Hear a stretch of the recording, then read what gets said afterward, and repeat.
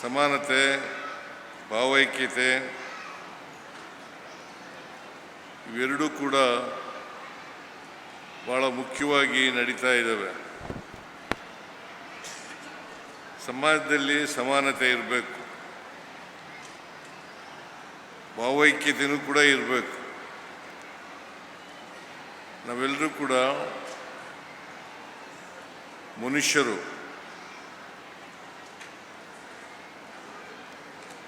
ನಾವು ಮಾನವರಾಗಿ ಬದುಕ್ತಕ್ಕಂಥ ಪ್ರಯತ್ನವನ್ನು ಮಾಡಬೇಕು ಅಂತಕ್ಕಂಥ ಮಾತುಗಳನ್ನು ಈ ಸಂದರ್ಭದಲ್ಲಿ ಹೇಳಲಿಕ್ಕೆ ಬಯಸ್ತಾ ಇದ್ದೇನೆ. ನಮ್ಮ ಸಮಾಜದಲ್ಲಿ ಅನೇಕ ಜಾತಿಗಳಿದ್ದಾವೆ, ಧರ್ಮಗಳಿದ್ದಾವೆ, ಅನೇಕ ಭಾಷೆಗಳಿದ್ದಾವೆ,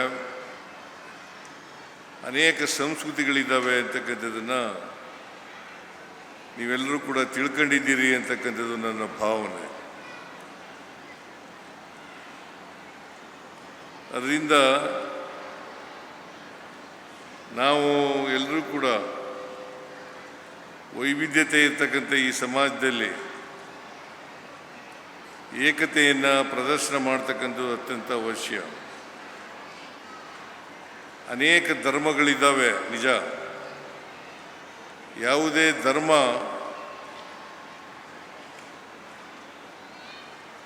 ದ್ವೇಷ ಮಾಡಿ ಅಂತ ಹೇಳಲ್ಲ. ಪ್ರತಿ ಧರ್ಮನೂ ಕೂಡ ಇನ್ನೊಬ್ಬರನ್ನು ಪ್ರೀತಿಸಬೇಕು ಅಂತ ಹೇಳ್ತದೆ. ಇನ್ನೊಬ್ಬರನ್ನು ಪ್ರೀತಿಸಬೇಕು, ಆಗ ಮಾತ್ರ ನಾವು ಮಾನವೀಯ ಸಮಾಜವನ್ನು ನಿರ್ಮಾಣ ಮಾಡಲಿಕ್ಕೆ ಸಾಧ್ಯ ಆಗ್ತದೆ ಅಂತಕ್ಕಂಥ ಮಾತುಗಳನ್ನು ಈ ಸಂದರ್ಭದಲ್ಲಿ ತಿಳಿಸಲಿಕ್ಕೆ ಬಯಸ್ತಾ ಇದ್ದೇನೆ. ನಾವೆಲ್ಲ ಮನುಷ್ಯರು, ಪರಸ್ಪರ ಪ್ರೀತಿಸಬೇಕೇ ಹೊರತು ಯಾವುದೇ ಕಾರಣಕ್ಕೆ ದ್ವೇಷಿಸಬಾರದು.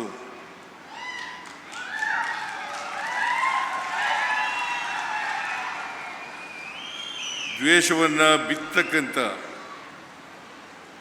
ಅದನ್ನು ಬೆಳೆಸ್ತಕ್ಕಂಥ ಅನೇಕ ಜನ ನಮ್ಮಲ್ಲಿ ಇದ್ದಾರೆ ಅಂತಕ್ಕಂಥದ್ದನ್ನು ತಾವೆಲ್ಲರೂ ಕೂಡ ಮರಿಬಾರ್ದು ಅಂತಕ್ಕಂಥ ಮಾತುಗಳನ್ನು ತಮಗೆ ತಿಳಿಸ್ತೇನೆ. ಯಾಕಂತಂದರೆ ಸಮಾಜವನ್ನು ಒಡಿಬೇಕು, ಧರ್ಮವನ್ನು ಒಡಿಬೇಕು. ಧರ್ಮದ ಹೆಸರಿನಲ್ಲಿ, ಜಾತಿ ಹೆಸರಿನಲ್ಲಿ ಸಮಾಜವನ್ನು ಒಡಿಬೇಕು. ಒಂದು ವರ್ಗದ ಜನರನ್ನು ಇನ್ನೊಂದು ವರ್ಗದ ಜನರ ಜೊತೆ ಎತ್ಕೆಡ್ತಕ್ಕಂಥ ಕೆಲಸವನ್ನು ಮಾಡಬೇಕು. ಇದರಿಂದ ಪಟ್ಟಭದ್ರ ಹಿತಾಸಕ್ತರಿಗೆ ಲಾಭ ಮಾಡಿಕೊಳ್ಳಲಿಕ್ಕೆ ಅವರು ಪ್ರಯತ್ನ ಮಾಡ್ತಾರೆ ಅಂತಕ್ಕಂಥ ಮಾತುಗಳನ್ನು ತಮಗೆ ತಿಳಿಸ್ತಾ, ನೀವ್ಯಾರೂ ಕೂಡ ಇಂಥ ಪಟ್ಟಭದ್ರರ ದುಷ್ಟ ಆಲೋಚನೆಗಳಿಗೆ ಬಲಿಯಾಗಬಾರದು ಅಂತಕ್ಕಂಥ ಮಾತುಗಳನ್ನು ತಮಗೆ ತಿಳಿಸಲಿಕ್ಕೆ ಬಯಸ್ತಾ ಇದ್ದೇನೆ. ನಾವೆಲ್ಲರೂ ಕೂಡ ಸಮಾಜದಲ್ಲಿ ಒಟ್ಟಾಗಿ ಬಾಳ್ತಕ್ಕಂಥ, ಅದನ್ನೇ ಭೋಜಲಿಂಗೇಶ್ವರ ಸ್ವಾಮಿಗಳು ನಮಗೆ ತಿಳಿಸಿಕೊಟ್ಟಿರ್ತಕ್ಕಂಥದ್ದು. ಭಾವೈಕ್ಯತೆಯಿಂದ ಇರಬೇಕು, ಮನುಷ್ಯರಾಗಿ ಇರಬೇಕು, ನಾವೆಲ್ಲರೂ ಕೂಡ ಒಗ್ಗಟ್ಟಾಗಿರಬೇಕು ಅಂತಕ್ಕಂಥ ಮಾತುಗಳನ್ನು ಹೇಳಿದ್ದಾರೆ. ಅದರಿಂದ ನಾವು ಯಾವ ಕಾರಣಕ್ಕೂ ಕೂಡ ಪರಸ್ಪರ ಪ್ರೀತಿಸಬೇಕೇ ಹೊರತು, ಈಗ ದೇವಸ್ಥಾನಕ್ಕೆ ಹೋಗ್ತೀವಿ, ದೇವಸ್ಥಾನಕ್ಕೆ ಹೋಗಿ ಶುದ್ಧವಾಗಿ ಇರತಕ್ಕಂಥ ಭಕ್ತಿಯಿಂದ ದೇವರನ್ನು ಪ್ರಾರ್ಥನೆ ಮಾಡಬೇಕು. ದೇವರು ನಮಗೆ ಒಲಿಬೇಕಾದ್ರೆ ಏನು ಮಾಡಬೇಕು? ನಾವು ಬರೀ ನಮಗೆ ಒಳ್ಳೇದು ಮಾಡಪ್ಪ ಅಂಥೇಳಿ ದೇವರನ್ನು ಪ್ರಾರ್ಥನೆ ಮಾಡಿದ್ರೆ ಸಾಲದಿಲ್ಲ. ದೇವರನ್ನು ನಾವು ಇಡೀ ಸಮಾಜಕ್ಕೆ ಒಳ್ಳೇದು ಮಾಡು, ಬೇರೆಯವ್ರಿಗೂ ಒಳ್ಳೇದು ಮಾಡು ಅಂತ ಪ್ರಾರ್ಥನೆಯನ್ನು ಮಾಡಿದ್ರೆ ಆ ಪ್ರಾರ್ಥನೆಯನ್ನು ದೇವರು ಒಪ್ಕೊಳ್ತಾನೆ ಅಂತಕ್ಕಂಥ ಮಾತುಗಳನ್ನು ಹೇಳಲಿಕ್ಕೆ ಬಯಸ್ತಾ ಇದ್ದೇವೆ. ಅದರಿಂದ ನಾವು ಅದಕ್ಕೆ ನಮ್ಮ ಪೂರ್ವಜರು ಹೇಳ್ತಾರೆ, ಮುಂದೆ ಗುರಿ ಇರಬೇಕು, ಮುಂದೆ ಗುರಿ ಇರಬೇಕು, ಹಿಂದೆ ಗುರು ಇರಬೇಕು. ಮುಂದೆ ಗುರಿ ಇರಬೇಕು, ಹಿಂದೆ ಗುರಿ ಇರಬೇಕು. ಇದನ್ನೇ ಅನೇಕ ಜನ ಸಾಧು ಸಂತರು, ಸೂಫಿಗಳು, ಸಮಾಜ ಸುಧಾರಕರು ಹೇಳಿರ್ತಕ್ಕಂಥ ಮಾತುಗಳು ಅಂತಕ್ಕಂಥದ್ದನ್ನು ಹೇಳಲಿಕ್ಕೆ ಬಯಸ್ತಾ ಇದ್ದೇನೆ. ಇದನ್ನೇ ಬಸವಣ್ಣವರು ಕೂಡ ಹೇಳ್ತಾರೆ. ಬಸವಣ್ಣವರು ಕಾಯಕ ಮತ್ತು ದಾಸೋಹ ಎರಡು ವಿಚಾರಗಳನ್ನು ಜನರ ಮುಂದೆ ಹೇಳ್ತಾರೆ. ಅದೇನಪ್ಪ ಅಂತಂದರೆ, ಕಾಯಕ ಅಂತಂದರೆ ಸಮಾಜದಲ್ಲಿರ್ತಕ್ಕಂಥ ಎಲ್ಲ ವ್ಯಕ್ತಿಗಳು ಕೂಡ ಕೆಲವರು ಮಾತ್ರ ಕಷ್ಟಪಡೋದು, ಇನ್ನು ಕೆಲವರು ಸುಖವಾಗಿರ್ತಕ್ಕಂಥದ್ದು, ಸುಖವಾಗಿ ಇದ್ಕೊಂಡು ಏನು ಕಷ್ಟಪಡದೇ ಜೀವನ ಮಾಡ್ತಕ್ಕಂಥದ್ದು ಇದೆಯಲ್ಲ, ಅದು ಹೋಗಬೇಕು.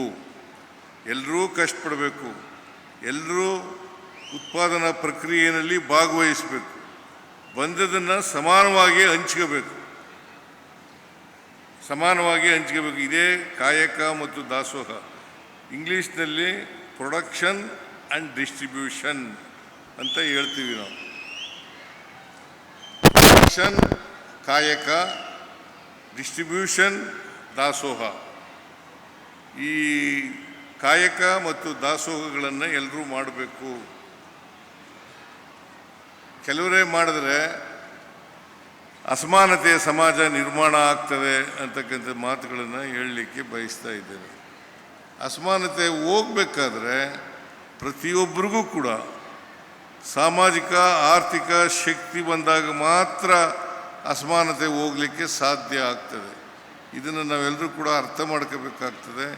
ಇದನ್ನೇ ಭೋಜಲಿಂಗೇಶ್ವರ ಗುರುಗಳು ನಮಗೆ ಹೇಳ್ಕೊಟ್ಟಿರ್ತಕ್ಕಂಥದ್ದು ಅಂತಕ್ಕಂಥ ಮಾತುಗಳನ್ನು ಬಯಸ್ತೇವೆ. ಇವತ್ತು ಅನೇಕ ಶಕ್ತಿಗಳು ಸಮಾಜವನ್ನು ವಿಭಜನೆ ಮಾಡ್ತಕ್ಕಂಥ ಪ್ರಯತ್ನವನ್ನು ಮಾಡ್ತಾ ಇದ್ದಾವೆ. ಇದಕ್ಕೆ ನಾವು ಯಾರು ಕೂಡ ಬಲಿಯಾಗಬಾರ್ದು ಅಂತಕ್ಕಂಥ ಮಾತುಗಳನ್ನು ತಮಗೆ ತಿಳಿಸ್ತಕ್ಕಂಥ, ಇದನ್ನೇ ಭೋಜಲಿಂಗೇಶ್ವರ ಗುರುಗಳು ಹೇಳಿರ್ತಕ್ಕಂಥ ಮಾತುಗಳು ಅಂತಕ್ಕಂಥದ್ದನ್ನು ತಿಳ್ಕೋಬೇಕಾಗ್ತದೆ. ಅದರಿಂದ ನಾವೆಲ್ಲರೂ ಕೂಡ ಈ ದೇವಸ್ಥಾನ ಮಾಡಿದ್ದೀರಿ, ಭೋಜಲಿಂಗೇಶ್ವರ ದೇವಸ್ಥಾನ ಮಾಡಿದ್ದೀರಿ. ಈ ಭೋಜಲಿಂಗೇಶ್ವರ ದೇವಸ್ಥಾನಕ್ಕೆ ಅದು ಇಲ್ಲಿ ಈ ಕ್ಷೇತ್ರ ಇದೆಯಲ್ಲ, ಈ ಕ್ಷೇತ್ರದ ಮಹತ್ವ ಜನರಿಗೆ ತಿಳಿಸ್ತಕ್ಕಂಥ ಪ್ರಯತ್ನವನ್ನು ಮಾಡಬೇಕು. ಅದಕ್ಕೆ ಬಸವಣ್ಣವ್ರು ಹೇಳ್ತಾರೆ, ಇವನಾರವ ಎಂದೆನಿಸದಿರಯ್ಯ, ಇವ ನಮ್ಮವ ಎಂದೆನಿಸಯ್ಯ, ನಿನ್ನ ಮನೆಯ ಮಗನೆಂದೆನಿಸಯ್ಯ ಕೂಡಲ ಸಂಗಮ ದೇವ. ಇದು ಬಸವಣ್ಣವ್ರು ಹೇಳೋದು. ಕನಕದಾಸರು ಏನು ಹೇಳ್ತಾರೆ ಅಂತಂದರೆ, ಕುಲವೆಂದು ಒಡೆದಾಡಿದಿರಿ, ಕುಲದ ನೆಲೆಯನ್ನೇನಾದರೂ ಬಲ್ಲಿರ ಅಂತೇಳಿ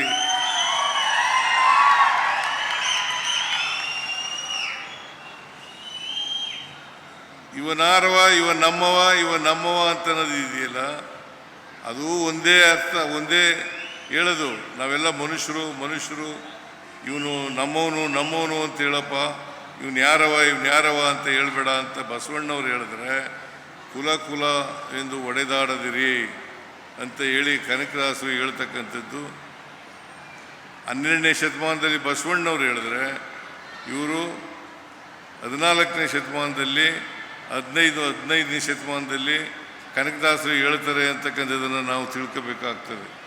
ನಾವು ಇವೆಲ್ಲ ಅನೇಕ ಜನ ಸಾಧು ಸಂತರುಗಳು, ಸಮಾಜ ಸುಧಾರಕರು, ಬಸವಣ್ಣವರು, ಕನಕದಾಸರು, ಇವರೆಲ್ಲರೂ ಬುದ್ಧ, ಇವರೆಲ್ಲರೂ ಹೇಳಿರ್ತಕ್ಕಂಥ ವಿಚಾರಗಳನ್ನು ನಮ್ಮ ಮುಂದೆ ಇದ್ದಾವೆ. ಆದರೂ ಕೂಡ ನಾವು ದಾರಿ ತಪ್ತೇವೆ ಅಂತಕ್ಕಂಥ ಮಾತುಗಳನ್ನು ತಾವು ವಿಚಾರ ಮಾಡಬೇಕು ಅಂತಕ್ಕಂಥ ಮಾತುಗಳನ್ನು ಹೇಳಲಿಕ್ಕೆ ಬಯಸ್ತಾ ಇದ್ದಾರೆ. ಅದಕ್ಕೆ ಇಷ್ಟು ವರ್ಷಗಳಾದರೂ ಕೂಡ ಜಾತಿ ವ್ಯವಸ್ಥೆ ಹೋಗಿಲ್ಲ. ಬಸವಣ್ಣ ಹೇಳಿದ್ದು ಇವನಾರವ ಇವ ನಮ್ಮವ ಅಂತ ಹೇಳಿದ್ದು 12ನೇ ಶತಮಾನದಲ್ಲಿ. ಈಗಾಗಲೇ 800 ವರ್ಷಗಳಿಗೂ ಜಾಸ್ತಿ ಆಗಿದೆ. ಈ 800 ವರ್ಷಗಳಲ್ಲೂ ಕೂಡ ಜಾತಿ ವ್ಯವಸ್ಥೆ ಹೋಗಿಲ್ಲ. ಇವ ನಾರವ ಅಂತ ಹೇಳ್ತೇವೆ ಹೊರತು ಇವ ನಮ್ಮವ ಅಂತ ಹೇಳಲಿಕ್ಕೆ ಹೋಗೋದಿಲ್ಲ. ಕನಕದಾಸರು 500 ವರ್ಷಗಳ ಹಿಂದೆ ಹೇಳಿದರು. ಅವರು ಹೇಳಿದಂಥ ಮಾತುಗಳು ಕುಲವೆಂದು ಒಡೆದಾಡದಿರಿ, ಕುಲದ ನೆಲೆಯನ್ನಾದರೂ ಬಲ್ಲಿರ ಅಂತ ಹೇಳಿದರು. ಆದ್ದರಿಂದ ನಾವೆಲ್ಲರೂ ಕೂಡ ಮನುಷ್ಯರಾಗಿ ಬಾಳ್ತಕ್ಕಂಥದ್ದು ಅತ್ಯಂತ ಅವಶ್ಯ ಅಂತಕ್ಕಂಥ ಮಾತುಗಳನ್ನು ಹೇಳಲಿಕ್ಕೆ ಬಯಸ್ತಾ ಇದ್ದೇನೆ. ಇದಕ್ಕೋಸ್ಕರ ಬಾಬಾ ಸಾಹೇಬ್ ಅಂಬೇಡ್ಕರ್ ಅವರು ಹೋರಾಟನೇ ಮಾಡಿದ್ರು. ಈ ತಾರತಮ್ಯ ಹೋಗಬೇಕು, ಪುರುಷರು ಮಹಿಳೆಯರು ಅಂತಕ್ಕಂಥ ತಾರತಮ್ಯ, ಮನುಷ್ಯನ ನಡುವೆ ಇರ್ತಕ್ಕಂಥ ಕಂದಕಗಳು ಇವು ಓದಬೇಕು. ಮೇಲು ವರ್ಗ ಕೆಳವರ್ಗ ಅಂತಕ್ಕಂಥದ್ದು ಹೋಗಬೇಕು, ಮೇಲ್ಜಾತಿ ಕೆಳಜಾತಿ ಅಂತಕ್ಕಂಥದ್ದು ಹೋಗಬೇಕು. ಎಲ್ಲರೂ ಕೂಡ ಸಮಾನರಾಗಿ ಬಾಳ್ತಕ್ಕಂಥ ಸಾಮಾಜಿಕ ವ್ಯವಸ್ಥೆ ನಿರ್ಮಾಣ ಆಗಬೇಕು ಅಂತಕ್ಕಂಥದ್ದೇ ಇವರೆಲ್ಲರೂ ಕಂಡಿದ್ದಂಥ ಕನಸುಗಳು. ಈ ಕನಸುಗಳನ್ನು ನಾವು ನನಸು ಮಾಡ್ತಕ್ಕಂಥ ಪ್ರಯತ್ನವನ್ನು ಮಾಡ್ತಕ್ಕಂಥದ್ದು. ಇದು ದೇವಸ್ಥಾನದಲ್ಲಿ ಕೂಡಿಟ್ಬಿಟ್ರೆ ಆಗೋದಿಲ್ಲ, ನೀವು ಆಚರಣೆಯಲ್ಲಿ ಮಾಡಬೇಕು. ಪ್ರತಿಯೊಬ್ಬರು ಕೂಡ ಇದು ಆಚರಣೆಯನ್ನು ಮಾಡಿದಾಗ ಮಾತ್ರ ಇದು ಜಾರಿ ಆಗ್ತದೆ ಹೊರತು ಇಲ್ಲದೆ ಹೋದರೆ ಅದು ದೇವಸ್ಥಾನದಲ್ಲೇ ಇರ್ತದೆ. ನೀವು ಮಾಡ್ತಾ ಇದ್ದರೆ ಏನು ಪ್ರಯೋಜನ ಏನಾಗಲ್ಲ. ಅದರಿಂದ ಜಾತಿ ವ್ಯವಸ್ಥೆ ಹೋಗ್ಬೇಕಾದ್ರೆ, ಯಾಕಂತಂದರೆ ನಮ್ಮ ಜಾತಿ ವ್ಯವಸ್ಥೆ ಇದೆಯಲ್ಲ ಭಾಳ ಗಟ್ಟಿಯಾಗಿ ಎಪ್ಪುಗಟ್ಟಿಬಿಟ್ಟಿದೆ.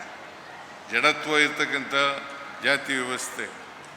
ಈ ಜಡತ್ವ ಇರ್ತಕ್ಕಂಥ ಜಾತಿ ವ್ಯವಸ್ಥೆಗೆ ಚಲನೆ ಬರಬೇಕಾದ್ರೆ ಅದಕ್ಕೆ ಆರ್ಥಿಕ ಸಾಮಾಜಿಕ ಶಕ್ತಿ ಬಂದಾಗ ಮಾತ್ರ ಚಲನೆ ಸಿಗಲಿಕ್ಕೆ ಸಾಧ್ಯ ಆಗ್ತದೆ. ಎಲ್ರಿಗೂ ಶಿಕ್ಷಣ ಆಗಬೇಕು, ಎಲ್ರಿಗೂ ಸಮಾನತೆ ಬರಬೇಕು, ಎಲ್ರಿಗೂ ಮಾನವೀಯತೆ ಬೆಳಿಬೇಕು.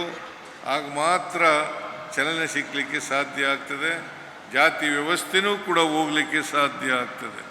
ಅದರಿಂದ ನೀವೆಲ್ಲರೂ ಕೂಡ ಸಲ್ಲಿಸ್ತಕ್ಕಂಥ ಗೌರವ ಏನಪ್ಪ ಅಂತಂದರೆ, ಬೋಧಲಿಂಗೇಶ್ವರಿಗೆ ಈ ಸಿದ್ಧ ಸಂಸ್ಥಾನ ಮಠದ ನೂತನ ಈ ದೇವಸ್ಥಾನ ಉದ್ಘಾಟನೆ ಮಾಡಿದ್ದೀರಿ. ಇವತ್ತು ಭಾಳ ಪ್ರೀತಿಯಿಂದ ಶ್ರದ್ಧೆಯಿಂದ ದೇವಸ್ಥಾನವನ್ನು ಉದ್ಘಾಟನೆ ಮಾಡಿದ್ದೀವಿ. ನನ್ನ ಕೈಲಿ ಉದ್ಘಾಟನೆ ಮಾಡಿಸಿದ್ದೀರಿ. ಇದು ಸಾರ್ಥಕ ಆಗಬೇಕಾದ್ರೆ ನೀವೆಲ್ಲರೂ ಕೂಡ ಮನುಷ್ಯರಾಗಿ ಬಾಳ್ತಕ್ಕಂಥ ಕೆಲಸವನ್ನು ಮಾಡಬೇಕು. ಈಗ ಭಾಳ ಜನ ಮೇಲ್ಜಾತಿ ಕೆಳಜಾತಿ ಅಂತೆಲ್ಲ ಹೇಳ್ತಾರೆ. ಈಗ ಮೇಲ್ಜಾತಿಯವರು ಇದ್ದಾರೆ, ಕೆಳಜಾತಿಯವರು ಇರ್ತಾರೆ. ಈಗ ಸ್ವಲ್ಪ ಕಡಿಮೆ ಆಗಿದೆ ಅಂತ ಇಟ್ಕೊಳ್ಳೋಣ. ಜಾತಿ ವ್ಯವಸ್ಥೆ ಕ್ರಮೇಣ ಕಡಿಮೆ ಆಗ್ತಾ ಇದೆ, ಸ್ವಲ್ಪ ಕಡಿಮೆ ಆಗಿದೆ. ಆದರೆ ಇನ್ನೂ ಜಾತಿ ವ್ಯವಸ್ಥೆ ಹೋಗಿಲ್ಲ, ಜಾತೀಯತೆ ಹೋಗಿಲ್ಲ. ಅದಕ್ಕೋಸ್ಕರ ನಾವೆಲ್ಲರೂ ಕೂಡ ವಿದ್ಯಾವಂತರಾಗಬೇಕು. ಪ್ರತಿಯೊಬ್ಬರು ಕೂಡ ವಿದ್ಯಾವಂತರಾಗಬೇಕು. ಎಂಥ ವಿದ್ಯೆ ಸಿಗಬೇಕಪ್ಪ ಅಂತಂದರೆ ವೈಚಾರಿಕತೆಯಿಂದ ಕೂಡಿರ್ತಕ್ಕಂಥ ವಿದ್ಯೆ ಸಿಗಬೇಕು, ಮತ್ತು ವೈಜ್ಞಾನಿಕವಾಗಿರ್ತಕ್ಕಂಥ ವಿದ್ಯೆ ಸಿಗಬೇಕು. ಪ್ರತಿಯೊಂದು ವಿಷಯನೂ ಕೂಡ ನೀವು ಅರ್ಥ ಮಾಡ್ಕೊಳ್ಳುವಾಗ ಅದು ವೈಜ್ಞಾನಿಕ ಇದೆಯಾ ವೈಚಾರಿಕವಾಗಿದೆಯಾ ಅಂತಕ್ಕಂಥ ತಿಳ್ಕೊಳ್ತಕ್ಕಂಥದ್ದು ಅತ್ಯಂತ ಅವಶ್ಯ. ಈಗ ಮೂಢನಂಬಿಕೆಗಳು ಇದ್ದಾವೆ, ನಮ್ಮ ಸಮಾಜದಲ್ಲಿ ಮೂಢನಂಬಿಕೆಗಳಿದ್ದಾವೆ. ಈ ಮೂಢನಂಬಿಕೆಗಳು ದಾಸರಾಗಕ್ಕೆ ಹೋಗಬೇಡಿ. ಮೂಢನಂಬಿಕೆಗಳಿಗೆ ದಾಸರಾಗಬೇಕು ಅಂತಕ್ಕಂಥದ್ದಿಲ್ಲ. ಈಗ ಉದಾಹರಣೆಗೆ ಹೇಳಬೇಕು ಅಂತಂದರೆ, ನಿಮಗೆ ಈಗ ಬಸವಣ್ಣವರು ಭಾಳ 850 ವರ್ಷಗಳ ಹಿಂದೆಯೇ ಕರ್ಮ ಸಿದ್ಧಾಂತವನ್ನು ತಿರಸ್ಕಾರ ಮಾಡಿದರು. ಈಗಲೂ ಕೂಡ ಅದನ್ನು ನಂಬ್ಕೊಳ್ತಕ್ಕಂಥ ಜನ ಇದ್ದಾರೆ. ವಿದ್ಯಾವಂತ ಜನ ಇದ್ದಾರೆ. ಇದು ಬದಲಾವಣೆ ಆಗದೆ ಹೋದರೆ ನೀ ಯಾಕಪ್ಪ ಬಡತನದಿಂದ ಇದೆಯಾ, ನೀನು ಯಾಕೆ ಅನಕ್ಷರಸ್ಥನಾಗಿದ್ದೀಯಾ, ನೀನು ಯಾಕೆ ಸಿರಿವಂತನಾಗಿಲ್ಲ, ನಿನಗ್ಯಾಕೆ ಸೂರಿಲ್ಲ, ನಿನಗ್ಯಾಕೆ ಉದ್ಯೋಗ ಇಲ್ಲ ಅಂತಂದರೆ ನಾನು ಹಿಂದೆ ಕರ್ಮ ಮಾಡಿಬಿಟ್ಟಿದೆ, ಅದಕ್ಕೋಸ್ಕರ ಈ ಜನ್ಮದಲ್ಲಿ ಈಗ ಹುಟ್ಟಿದ್ದೀನಿ. ಅದು ಶುದ್ಧ ಸುಳ್ಳು. ಅದಕ್ಕೋಸ್ಕರನೇ ಬಸವಣ್ಣನವರು ಕರ್ಮ ಸಿದ್ಧಾಂತವನ್ನು ತಿರಸ್ಕಾರ ಮಾಡಿದರು. ಕರ್ಮ ಸಿದ್ಧಾಂತ ಸುಳ್ಳು. ನಿಮಗೆ ಜನರಿಗೆ ಅದನ್ನು ಬಿತ್ತಿ ಅದನ್ನು ಬೆಳೆಸ್ತಕ್ಕಂಥ ಕೆಲಸವನ್ನು ಪಟ್ಟಭದ್ರ ಹಿತಾಸಕ್ತರು ಮಾಡಿದ್ದಾರೆ ಅಂತಕ್ಕಂಥ ಮಾತುಗಳನ್ನು ಬಸವಣ್ಣವರು ಹೇಳ್ತಾ ಇದ್ದರು. ಅದಕ್ಕೋಸ್ಕರ ನೀವು ಕರ್ಮ ಸಿದ್ಧಾಂತಕ್ಕೆ ಬಲಿಯಾಗಬಾರದು. ಮೂಢನಂಬಿಕೆಗಳನ್ನು ಬದಲಾವಣೆ ಮಾಡ್ಕೋಬೇಕು. ಅದಕ್ಕೋಸ್ಕರನೇ ಎಲ್ಲ ವಿಚಾರಗಳಲ್ಲಿಯೂ ಕೂಡ ವೈಜ್ಞಾನಿಕತೆ ಮತ್ತು ವೈಚಾರಿಕತೆಯನ್ನು ಬೆಳೆಸ್ಕೊಂಡಾಗ ಮಾತ್ರ ಸಾರ್ಥಕ ಆಗ್ತದೆ. ಮತ್ತು ಭೋಜಲಿಂಗೇಶ್ವರರಿಗೆ ಅವರಿಗೆ ಆತ್ಮಶಾಂತಿ ಆಗಬೇಕಾದ್ರೆ ನಾವೇನು ಮಾಡಬೇಕು ಅಂತಂದರೆ ನಾವು ವೈಚಾರಿಕತೆಯನ್ನು ವೈಜ್ಞಾನಿಕತೆಯನ್ನು ಬೆಳೆಸ್ಕೊಳ್ತಕ್ಕಂಥ ಕೆಲಸವನ್ನು ಮಾಡಬೇಕು ಅಂತಕ್ಕಂಥ ಮಾತುಗಳನ್ನು ಈ ಸಂದರ್ಭದಲ್ಲಿ ಹೇಳಲಿಕ್ಕೆ ಬಯಸ್ತಾ ಇದ್ದೇನೆ. ಈಗಾಗಲೇ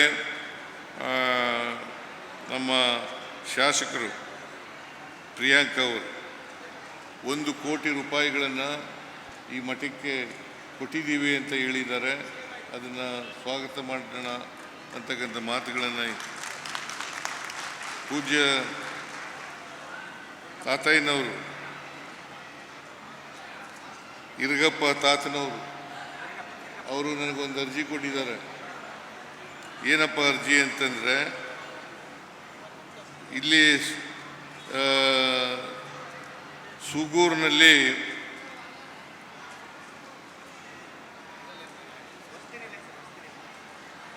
ಒಂದು ವಸತಿ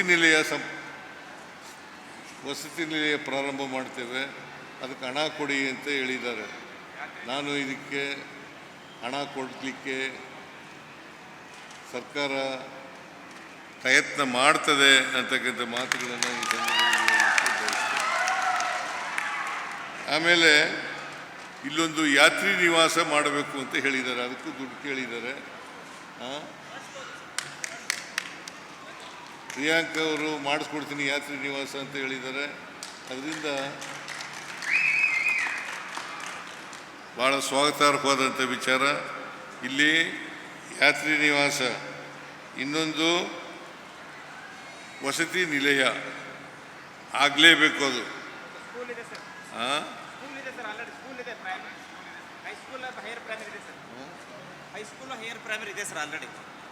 ಹೈಸ್ಕೂಲ್ ಇದೆಯಾ? ಹೈಸ್ಕೂಲ್ ಇದೆ, ಹೈಯರ್ ಪ್ರೈಮರಿ ಇದೆ. ಊಟ ಪ್ರಸಾದ ಕೊಡ್ತಾರೆ, ವಸತಿ ನಿಲಯ ಇಲ್ಲ.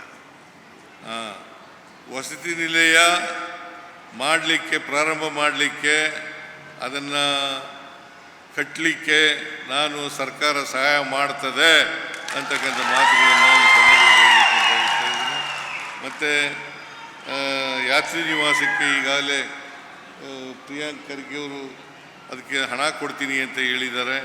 ಇವೆರಡೂ ಆದರೆ ಮುಂದೆ ಇದರ ಅಭಿವೃದ್ಧಿ ಆಗಲಿಕ್ಕೆ, ಬೆಳವಣಿಗೆ ಆಗಲಿಕ್ಕೆ ಎಲ್ಲ ರೀತಿಯ ಸಹಾಯವನ್ನು ಸಹಕಾರವನ್ನು ಸರ್ಕಾರ ಕೊಡ್ತದೆ ಅಂತಕ್ಕಂಥ ಮಾತುಗಳನ್ನು ಹೇಳಲಿಕ್ಕೆ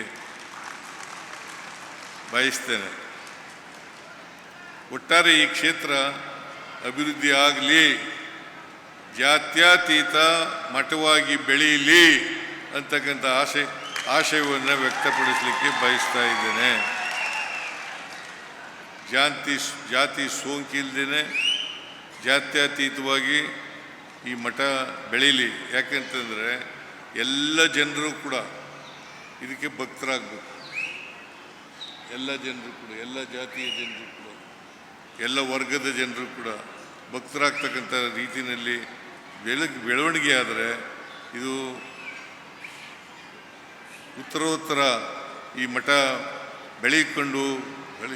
ಬೆಳೀಲಿಕ್ಕೆ ಅನುಕೂಲ ಆಗ್ತದೆ ಅಂತಕ್ಕಂಥ ಮಾತುಗಳನ್ನು ಈ ಸಂದರ್ಭದಲ್ಲಿ ಹೇಳಿ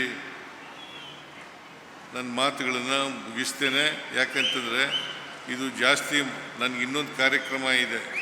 ಆ ಕಾರ್ಯಕ್ರಮಕ್ಕೆ ಹೋಗಿ ಅಲ್ಲಿಂದ ನಾನು ಬೆಂಗಳೂರು ತಲುಪಬೇಕು. ಆ ಕಾರಣದಿಂದ ಹೆಚ್ಚು ಮಾತಾಡಲಿಕ್ಕೆ ಹೋಗಲ್ಲ. ನಿಮಗೆಲ್ರಿಗೂ ಕೂಡ ಶುಭವಾಗಲಿ. ಭೋಜಲಿಂಗೇಶ್ವರ ನಿಮಗೆ ಶುಭವನ್ನು ಕೋರಲಿ ಅಂತಕ್ಕಂಥ ಮಾತುಗಳನ್ನು ಹೇಳಿ ನೀವೆಲ್ಲರೂ ಕೂಡ ಮನುಷ್ಯರಾಗಿ ಬಾಳ್ತಕ್ಕಂಥ ಪ್ರಯತ್ನವನ್ನು ಮಾಡಿ ಅಂತಕ್ಕಂಥ ಸೂಚನೆಯನ್ನು ನಿಮಗೆ ಕೊಟ್ಟು ನನ್ನ ಮಾತುಗಳನ್ನು ಮುಗಿಸ್ತೇನೆ. ನಿಮ್ಮೆಲ್ಲರಿಗೂ ನಮಸ್ಕಾರ. ನ್ಯೂಸ್ ಫಸ್ಟ್ ನಿರ್ಭೀತಿಯಿಂದ ನಿಮ್ಮ ಪರವಾಗಿ.